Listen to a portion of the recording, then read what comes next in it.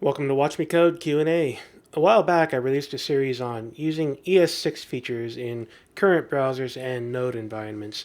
And in one of these episodes, or actually in many of these episodes, I ended up using Babel.js to build ES6 code in a way that allowed it to run in ES5 compatible browsers. And there's one of the first episodes where I talk about setting up Babel in order to get things running and be able to do that. And in the comments down below this episode, there was a comment here that talked about how Babel version 6 has changed the way that this works, has changed the way Babel is set up and configured. And so I had a question of what would it take to upgrade from Babel version 5 to Babel version 6? So I went through the process and found out that it wasn't terribly difficult, although there was one little gotcha that I ran into along the way. So I want to share with you what it took for me to upgrade one of my projects to Babel version 6 from version 5, and I'll show you that little gotcha and how I solved it as well. So to get things started, I've got some code up and running here that is based on the previous examples that I've shown in that Learning ES6 Live series. I've got these little modules here for some simple math functions, and I'm importing them into a little math library, and then running some basic calculations for add and subtract. I have I have grunt watch up and running to watch for the file changes, and it will run Babel for me in the background. Once everything is built with Babel, I then use nodemon to run the actual code over here in this tab. So this is all running in Babel version 5 right now. And one of the things that I've done is used a mix and match of both ES6 modules and CommonJS modules. For example, here in the add.js, I'm using ES6 definitions for export default. But then when you look at my math, I'm using require, which is the CommonJS browserify way of doing things. This works. There's nothing particularly wrong with this, at least in Babel version 5. But as you'll see momentarily, this might not work so well in Babel 6. And we'll talk about why once we see things upgraded and see if it works or not. So let's start by looking at my grunt file to see that I've got all the things set up for Babel right here. Everything should be good to go there. I'm going to head over to package.json now and see that I've got Babel runtime version 5 in here. So the first thing that I want to do for the upgrade is head over to Babel.js.io. And I'm going to look at the setup documentation here for grunt. Now if we scroll down, we can see that I need to npm install grunt Babel. Well, I've already got that up. And well, I've already got both grunt Babel and the Babel runtime, but I want these to be version 6, not version 5 point whatever. So I'm going to drop back to, well actually first I'm going to just delete these. And then I'm going to drop back to the command line and I'm going to say npm install --save dev. So if I head back over to my file here, we'll see that I now have grunt Babel version 6 instead of version 5. And I'm not going to put that Babel runtime in there anymore because I think grunt Babel version 6 includes that. If I head back over to the page here, we can see that I don't have to install anything else, so I'm going to ignore that previous Babel runtime. Looking at the usage, this is pretty much the same thing as it used to be. I don't think I have to change anything for the Babel configuration inside of my grunt file. Now, one thing that is very different from version 5 to version 6 is the use of presets. In version 5, well, Babel pretty much just compiled ES6 down to ES5 for you. There were some options you could set, but it did that out of the box. In version 6, that's not the case anymore. There are some presets that we can install to give us the ES6 to ES5 capabilities, but it's not built into Babel anymore. So we need to go ahead and install this preset package to do that for us.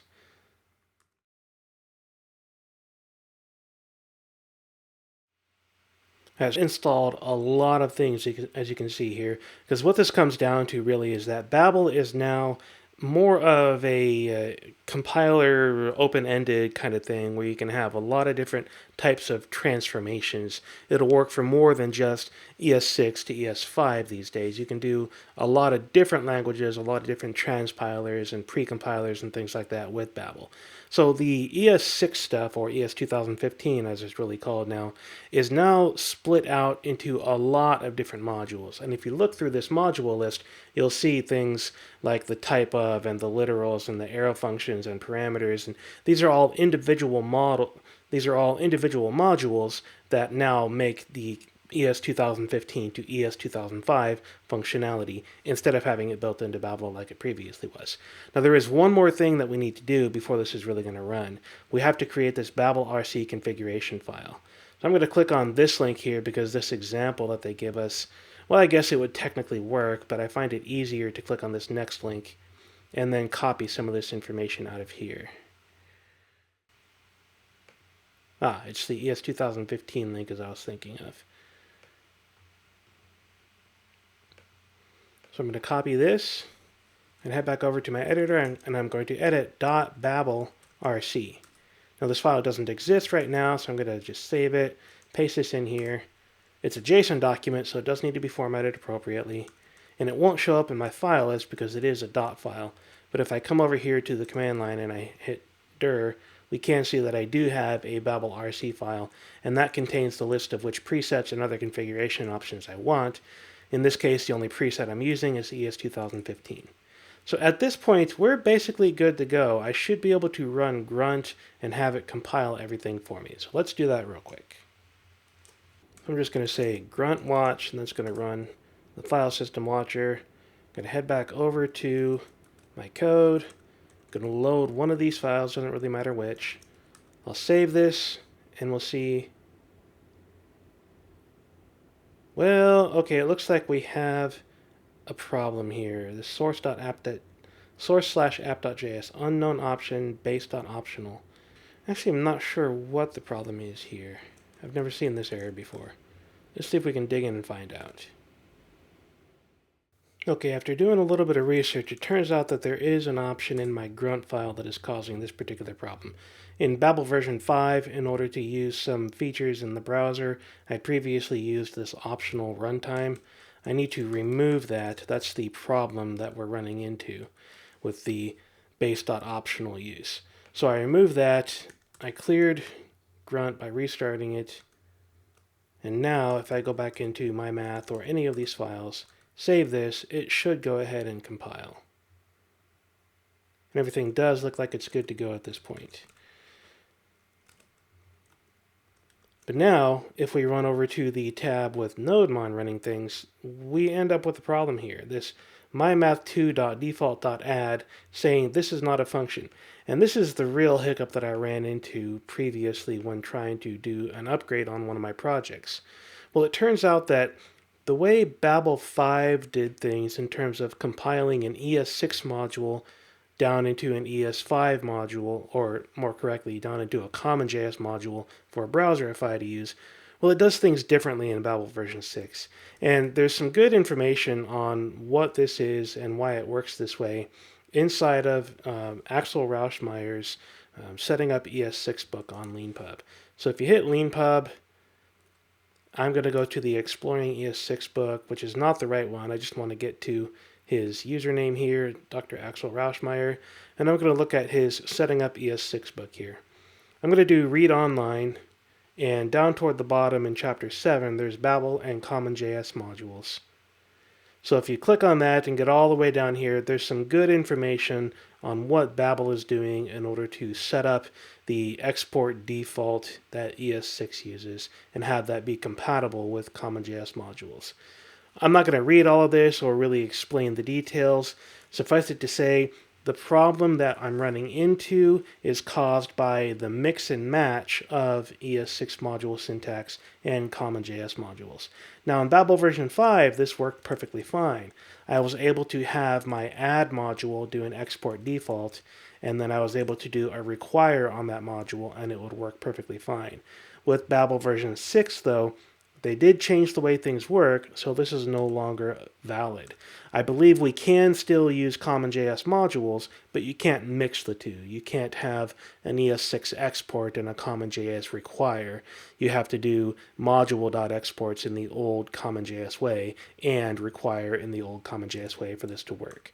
But I want to move things forward, not backwards, so I am going to change this to an import add from /add. And I will make sure that all of my modules are set up in ES6 appropriately. Export default, that one doesn't have an export. Export default here. And module.exports, I need to change that to export default as well. Once I've done all of that, I can save this, go make sure everything is compiling correctly, and then look at my tab to run things again, and we see that NodeMon is able to run everything through Node because it did compile properly. So that was a little bit more work than I actually anticipated this being, but we did get Babel version 5 upgraded to Babel version 6, and I have updated all of my module exports and import statements inside of my code in order to get things working. In the process of upgrading, we added that Babel RC file, and we changed the configuration in the grunt file to not include that optional runtime anymore, because I don't need that. And then in the package.json, we got rid of the Babel runtime, but we added the Babel preset and changed grunt Babel to version 6 instead of version 5 point whatever it was. At this point, I'm pretty much good to go. I can start using all of the latest ES6 features that Babel 6 supports, and I don't really have any problems getting everything up and running with ES6 code. Thanks for watching this episode of WatchMeCode Q&A, and if you do have any questions about any of my episodes, any of my blog posts, please do get in touch with me. You can find my contact information at watchmecode.net or at derekbailey.com, and who knows, your question may turn into the next WatchMeCode Q&A episode.